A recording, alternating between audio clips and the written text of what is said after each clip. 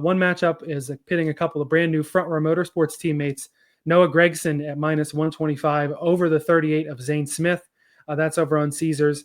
This is not going to be a playoff battle. Neither of these cars are probably going to win a race. I have the under on the Front Row Motorsports win total bet, which is at half a win.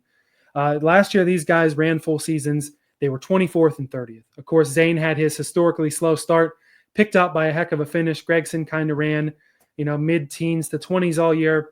In this matchup, I'm just leaning experience. Gregson's 75 career Cup starts. Zane Smith only has 45.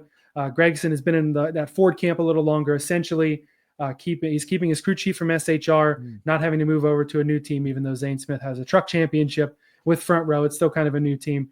They both have 2 top 5s for a career. I think Gragson has 3 or 4 more top 10s. These are young prospects that are still trying to work their way up. They're going to have some interesting, they're going to be in the top 10 market, top 5 market sometimes. I think overall, at the end of the day, I'm going to drink the juice, thinking that the 4 beats out the 38 in the final season standings, just outside that playoff zone. This is a damn sweater. This is a sweater. I feel like that's part of the fun too, is I get to pay attention to 20th through 26th in the points every week. It would be a surprise for either of these guys to make the playoffs, so it's something to watch down the board. I love it.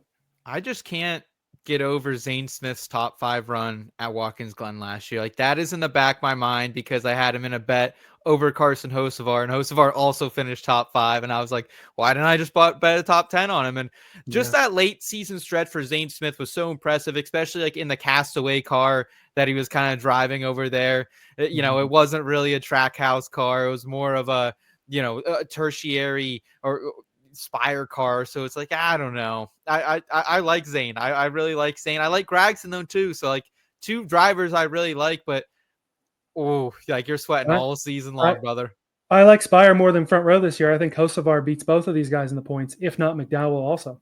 Yeah, I mean, I would be on the Hocevar part for sure, but I think maybe Gragson, I don't know if he picks up a win at home in Las Vegas, like maybe the new team gives him a little bit of a boost, and he actually maybe not the spring race, but maybe he picks up a fall race win at Vegas.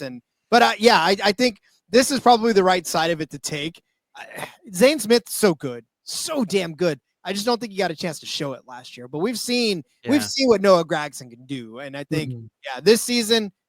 We'll give it to Gragson, but Zane Smith's not too far behind.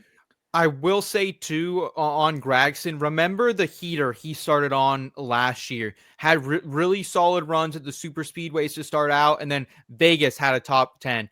And then when we were at Dover, also had nearly a top 5 at Dover. I think he ended up finishing 6th there. I believe. I think Kyle Busch passed him. Yeah. And like it was just, he's a streaky driver. And if he can get off to a hot start, Elliot, I'd feel really, really good about this. If you can get through the first 10 races and he has a good mark in between him and Zane, I'd feel really good about it. I just hope he can get off to a hot start and it's not a cold start to the season for him.